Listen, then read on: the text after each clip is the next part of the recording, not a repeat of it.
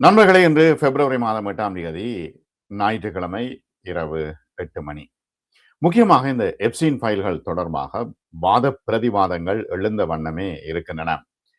பலர்கள் பலர் விசாரணை செய்யப்படுகின்றார்கள், கேவலப்படுத்தப்படுகின்றார்கள், வேலையிலிருந்து ராஜினாமா செய்கின்றார்கள் என்று பல பிரச்சனைகள் ஓடிக்கொண்டிருக்கின்றன. பல உலக தலைவர்களுடைய தலைகள் உருண்டு கொண்டிருக்கின்றன.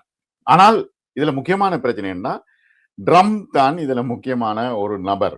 இந்த எப்ஸ்டீன் ஃபைல்களுக்குள்ள வந்த முக்கியமான நபர். அவர் மீது பல குற்றச்சாட்டுகள் முன்வைக்கப்பட்டிருக்கின்றன. ஆனால் அவர் என்ன சொல்றாருன்னா, இதெல்லாம் சர்வ சாதாரணமான விஷயம் என்று தட்டி கழித்து விட்டு போகின்றார். அநேகமானவர்கள் பயந்து போயிருக்க ட்ரம்ப் இதை பற்றி கவலைப்படுறாரே இல்லை. அவர் கேட்டா ஓ நடந்தது, இது சாதாரணமான விஷயம் என்று சொல்லி தட்டி கழித்து போகின்றார். அவருடைய பாணியில சொல்ற நேரம் யாரையும் அவரை விரல் நீட்டி குற்றம் சொல்ல முடியாமல் இருக்கிறது. காரணம் என்னவெனில் அவர் இப்ப 3வது முறை அவர் ஜனாதிபதியாக வரக்கூடிய சட்ட மாற்றங்கள் செய்ய யோசித்துக் கொண்டிருக்கிறார். இந்த காரணத்தினால் இவரை இந்த எப்ஸ்டீன் ஃபைலுக்குள்ள போட்டு அவர்கள் நெருக்கிக் கொண்டிருக்கிறார்கள். ஆனால் அவர் அதை பற்றி கவலைப்படுவதாகவே இல்லை. இது தொடர்பான விவரங்களை பலர் கேட்டுக்கொண்டிருக்கிறார்கள். ஆகவே இன்று அதை பார்ப்போம்.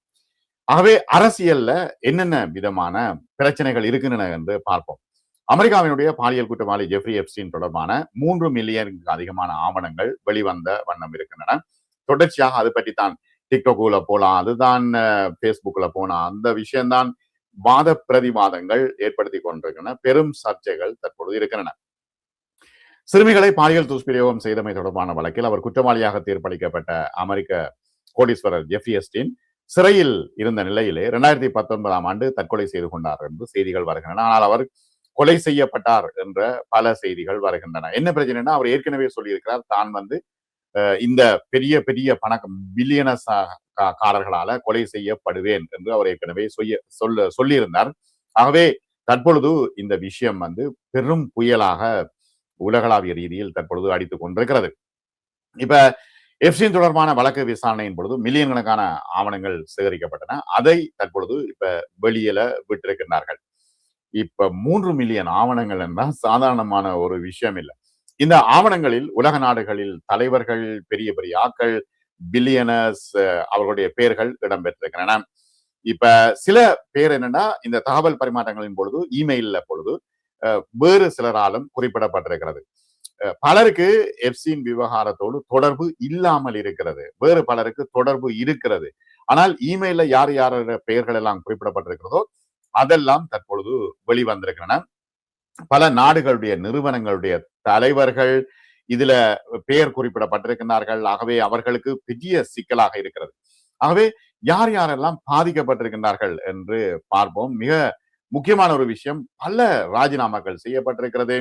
இப்ப விசாரணைகள் நடைபெற்றிருக்கின்றன, விலக்கப்பட்டிருக்கின்றார்கள், பல துறைகள் இருந்து விலக்கப்பட்டிருக்கின்றார்கள். இந்த விஷயங்களை நாங்கள் கொஞ்சம் பார்க்கலாம் இன்றைக்கு.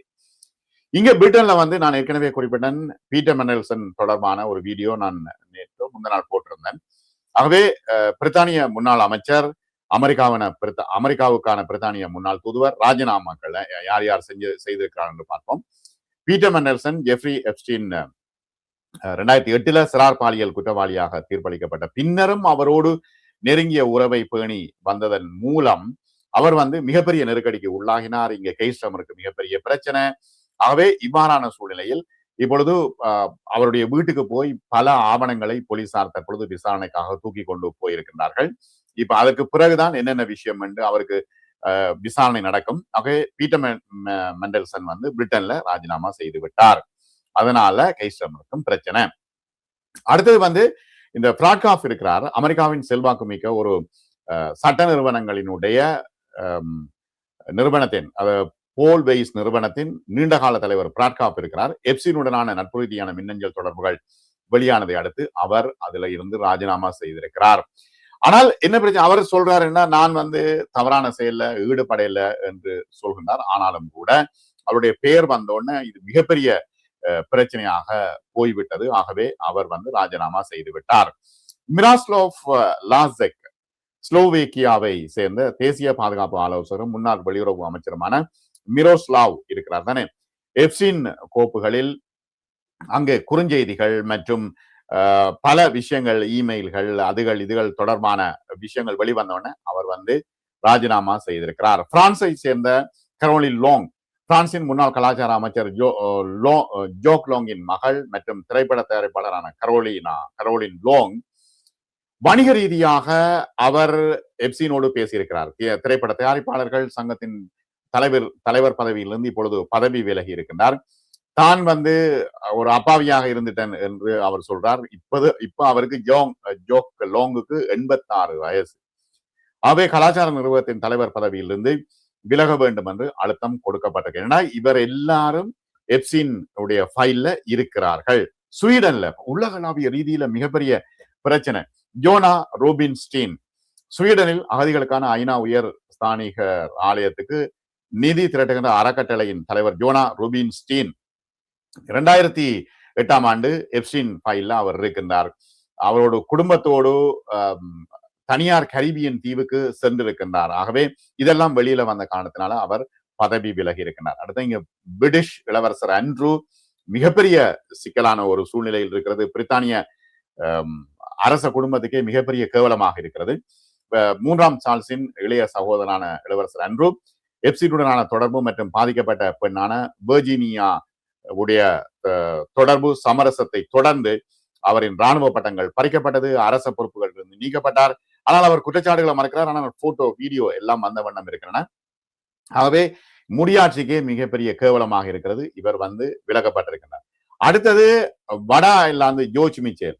அயர்லாந்தின் பெல்பாஸ்டில் உள்ள குயின்ஸ் பல்கலைக்கழகம் எப்சினுடனான தொடர்புகள் மீண்டும் வெளிச்சத்துக்கு வந்ததை அடுத்து முன்னாள் அமெரிக்க செனட்டர் ஜோன் மிச்லன் பெயரை தனது அமைப்பில் இருந்து நீக்கி இருக்கிறது இங்கே வட அயர்லாந்து. அடுத்தது வந்து விசாரணைகள் நடைபெற்றுக் கொண்டிருக்கின்றன. இப்ப ஜோர்தானுக்கான நோர்வே தூதுவர் மோனா ஜூலி எப்சின் உயில்ல வந்து $10 மில்லியன் உயில் எழுதி வைக்கப்பட்டிருந்தது என்று தெரிந்தவுடனே மோனா ஜூலின் வந்து தற்பொழுது ஜோர்தானுக்கான நோர்வே தூதுவர் இடைநிறுத்தப்பட்டிருக்கிறார். விசாரணைகள் இடைநிறுத்தங்கள் என்று தொடர்ந்து ஒவ்வொரு பெரிய பெரிய தலைகளும் உருண்டு கொண்டிருக்கின்றன.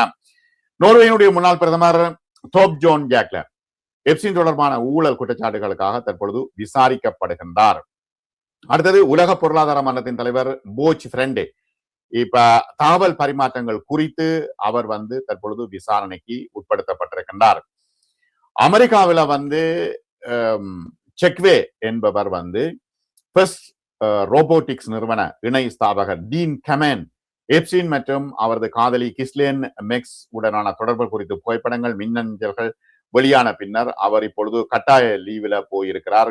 அவர் வந்து அநேகமாக விசாரணைக்கு உட்படுத்தப்படுவார்.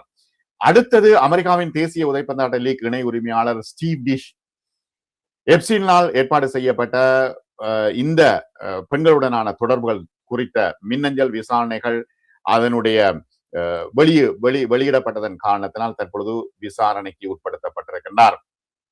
அடுத்தது நோர்வேயில் இளவரசி மெட்டேமேரிட் எப்சினுடனான அவர் வைத்திருந்த மின்னஞ்சல் தொடர்புகளுக்காக பலமுறை பகிரங்கமாக மன்னிப்பு கோரியிருக்கின்றார். ஆனால் இது முடியாட்சி தொடர்பான நேர்மை இன்மை குறித்த விவாதங்களை தற்பொழுது நோர்வேயில் புயலை கிளப்பி இருக்கிறது. ஆகவே அமெரிக்காவில் டொனால்டு டிரம்புடைய பெயர் பலமுறை வந்தாலும் அவர் அதை தொடர்ந்து நிராகரித்து வருகின்றார். ஏற்கனவே நான் குறிப்பிட்டேன். அவர் வந்து இப்ப அரசியல் அவர் கட்டாயம் அவர் வந்து இதை வந்து சாதாரணமாக கடந்து போய் விடுவார் என்கின்ற ஒரு விஷயம் இருக்கிறது. அவர் பேசுறார். இனியவர்கள் வந்து பயந்து போயிருக்கிறார்கள். இது எப்படி கையாளுறன்னு தெரியாம. இப்ப ட்ரம்புக்கு இதை நல்லா கையாள தெரியும். ஆகவே முன்னாள் ஜனாதிபதி பில் கிளின்டனும் இதுக்குள்ள பெயர் அடிபடுகிறது. ஆனால் தனக்கு தெரியாது என்று மறுத்திருக்கிறார். இப்ப இருக்கின்ற சூழ்நிலைகள் முக்கியமான பிரச்சனை. உலகளாவிய ரீதியில் மேல்தட்டு வர்க்கத்தினர் இதற்குள்ள அகப்பட்டு மிகப்பெரிய சிக்கலில் ஏற்படுத்தப்பட்டிருக்கிறது. பலருடைய தலைகள் தற்பொழுது உருண்டு கொண்டிருக்கின்றன. இதுல முக்கியமாக வந்து பணக்காரர்கள் பில்லியனர்ஸ் உடைய தலைகள் உருண்டு கொண்டிருக்கின்றன. பார்ப்போம். இந்த விசாரணைகள் கொஞ்ச காலத்துக்கு இந்த விசாரணைகள் நீடிக்கும். அதற்கு பிறகு இவர்கள் என்ன செய்ய போகிறார்கள் என்ற கேள்வி எழுகிறது. மற்றும் ஒரு காணொளியில் சந்திப்போம். சப்ஸ்கிரைப் செய்யாத நண்பர்கள், புதிய நண்பர்கள் சப்ஸ்கிரைப் செய்துட்டு பாருங்க. மிக நன்றி.